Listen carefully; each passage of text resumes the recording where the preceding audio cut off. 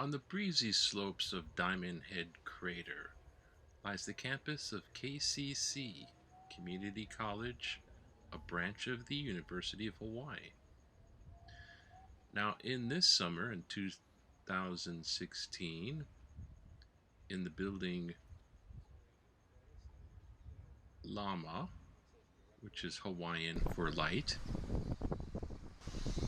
there rests a book on tour, the First Folio of William Shakespeare, published in 1623.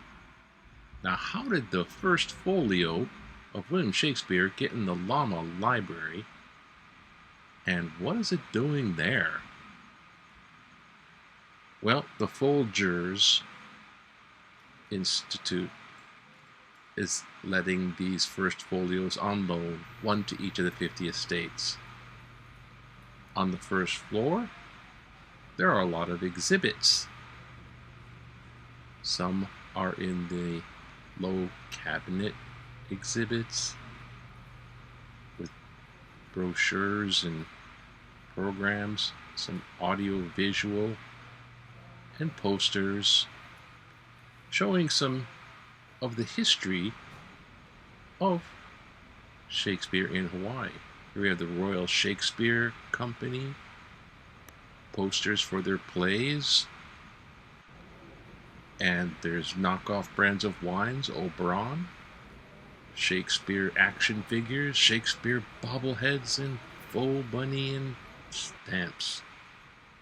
So Shakespeare has impressed many generations, and the generations place their impressions on Shakespeare. There's many different ways that his work is being expressed. One, Star Trek, Klingon language, or a paper doll from to color. So we have the large stage productions, and sometimes young adults like Ari Dalbert of Honolulu win the contest to vocalize their Shakespeare talents on stage in New York City. Shakespeare, William Shakespeare. How much did he change our culture, our language, the inspiration from the high Renaissance period of England, from this dusty old 400-year-old book? Well, let's take a look at some of the exhibits displayed, put together by Mark Lawthorne of KCC faculty. This has old newspapers from Hawaii, specifically Honolulu, where in the 1800s, first folios were starting to show up, and enthusiasts were putting out Shakespeare productions on stage. And here they are in the Honolulu Star Bulletin, which is still a newspaper today, and a lot older papers. They stretch back into the 1800s. Now let's have a quick look, a quick listen to Be or Not to Be in Hawaiian.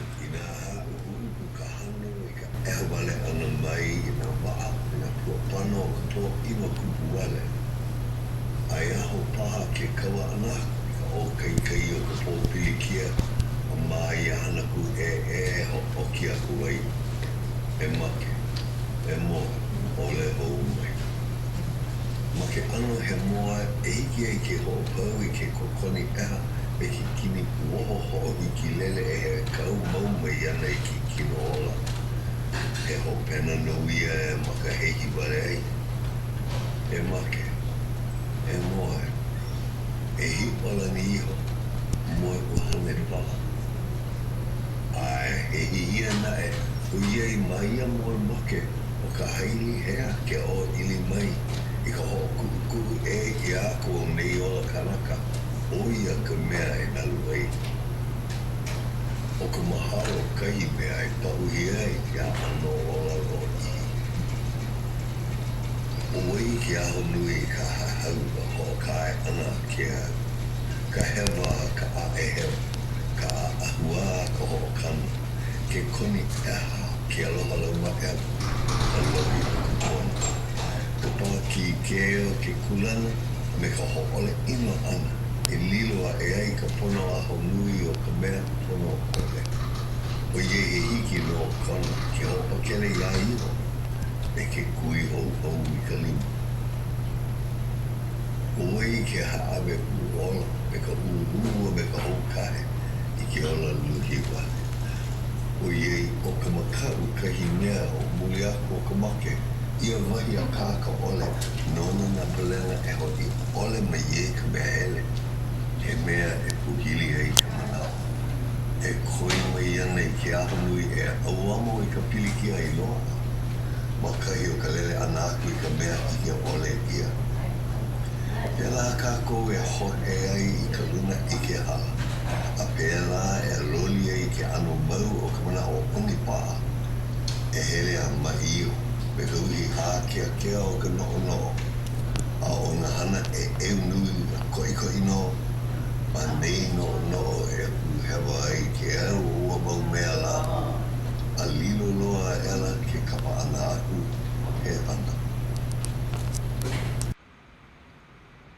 So, 400 years ago, and now in the 1800s, 200 years ago, the newspaper Independent quotes Shakespeare, "That which is written may be shaken out and shaken together." On the right is a portrait of Edwin Booth, assassin John Wilkes Booth, brother. Edwin Booth played in Hawaii. He is noted for portraying in Julius Caesar. Now on these lower cabinets, there are some displays we'll get to in a bit. And in this cabinet, there's 3 old books, and up here, the Queen of Hawaii, Kapiolani. Now in this cabinet, these 3 books are of interest. The lower one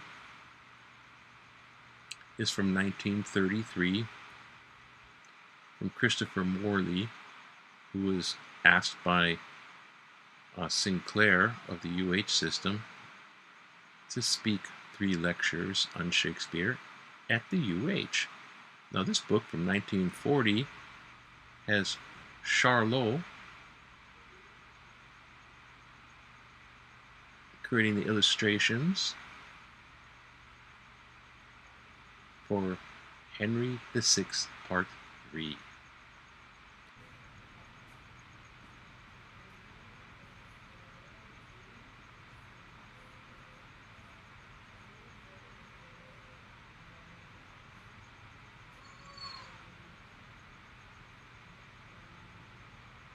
Up here on this poster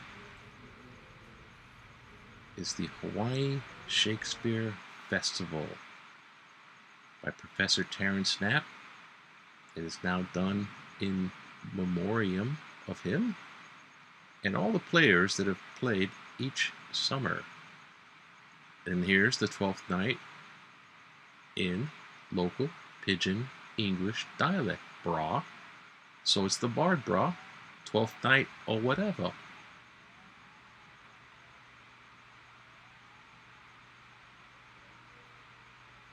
So Lama Library, with its exhibits on the first floor. Now here we have Barry Sullivan, a famous Shakespearean actor, and his connection to the Queen of Hawaii, Kapiolani. Apparently, It was his next to his last performance, and he was playing Hamlet, as he is shown here. And Queen Kapiolani, with Liliuokalani, would be the last queen of Hawaii. They were in London, Liverpool, and they went out and saw the play at the end of the day. It had been so wet that some of their festivities were hampered, and Liliuokalani stayed home in the hotel. But the Queen of Hawaii, Kapiolani, saw Barry Sullivan in his next to the last performance. The next night he portrayed the role of Hamlet, and he retired the following night due to his health concerns. They call him Maurice, or he was preferred to be called Maurice. Maurice Evan has an interesting story of bringing Shakespeare to Hawaii. From England, he was part of a group of out-of-work actors in 1927 in London. One of that group was Laurence Olivier as well. In 1934, he was noted for his interpretation of Richard II, which brought him to the U.S. He was also the first time that someone portrayed the uncut Hamlet on a New York stage in 1937. When World War II broke out, he enlisted in the United States Army. He was shuffled over to the Army Entertainment section and assigned to boost the morale of troops in the Pacific theater of the war. And thus comes the G.I. Hamlet fame, which is a cut version of Hamlet, appealing to the soldiers. Maurice Evans also did a performance of a G.I. Macbeth. If you notice, the first witch, Lady Macbeth, and a waiting gentlewoman are the only three roles portrayed by a woman. The rest are a soldier of some rank, also the infantry band. Maurice Evans had much success with G.I. Hamlet. In 1945, it became a Broadway hit, and it toured the nation. Afterwards, Maurice Evans enjoyed a lot of success in television and movie. So he had some film roles that you might recognize. Rosemary's Baby, he was the concerned neighbor warning Rosemary. You can also see Evans in the television series Bewitched as Samantha's father. Or you can catch a glimpse of Maurice Evans as Dr. Zaius in the Planet of the Apes series of films. Upstairs in the Lama Library in the Tin Yuki and Wayne Jane Carr Asian Pacific Study Room, Mark Lawhorn, seen on the right, gave students, the public, and others a quick tour on the opening day, displaying the first folio, marking the 400-year anniversary of the Bard's death in 1616. The Shakespeare on Sunday Shakespeare Reading Club came in interested to see a glimpse of this nearly 400-year manuscript of all of Shakespeare's plays. On the second floor there are also many other quick last-minute displays showing some more serious books on various theories about Shakespeare and delving into the history and also giving us some versions of the plays. Historical accounts of the Quattros, published actually before the first folio of individual plays, and copies of the whole first folio in modern form. So let's take a look in this small room on the second floor of the Lama Library and get a closer look at the First Folio.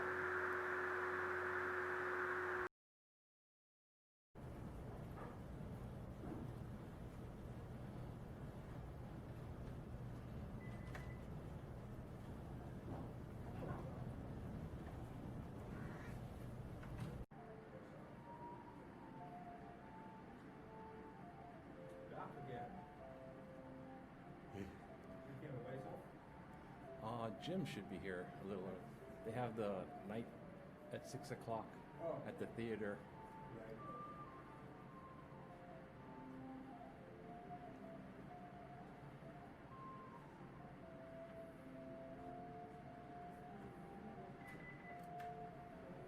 Entering the second floor room, we're greeted with a bust of William Shakespeare and a traveling exhibit.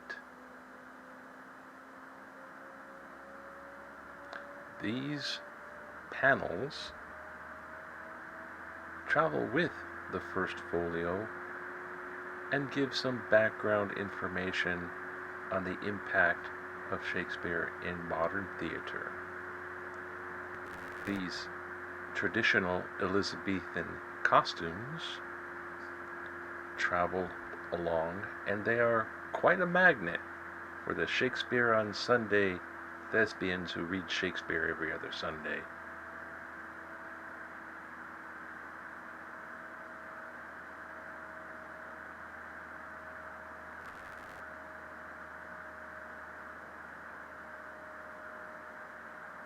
Many of our modern phrases actually date all the way back to Shakespeare from the plays. He has changed the English language quite a lot. There was a resolution from the Chaucer English to the Old English, and Shakespeare was the one that brought a lot of it into play. So if you entered the second floor room and passed Peter Clark and Jim Hesse, Bartophiles and Thespians, and turned directly left, there's the First Folio. Thanks to the Folger Shakespeare Library, who has many folios and had this one on loan. This is the book that had all the plays, more or less, and was published after the death of William Shakespeare by his friends and fellow actors in his acting troupe.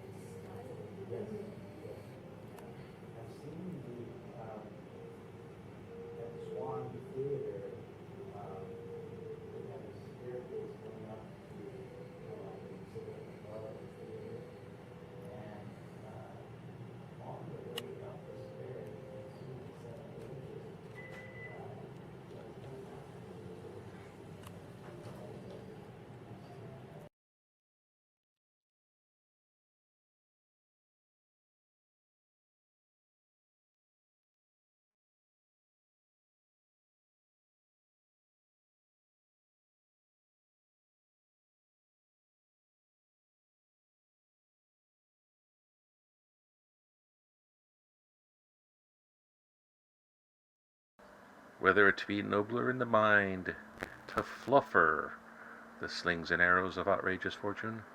You see, the F's were actually how they printed the S's. So don't be too thrown by the printing.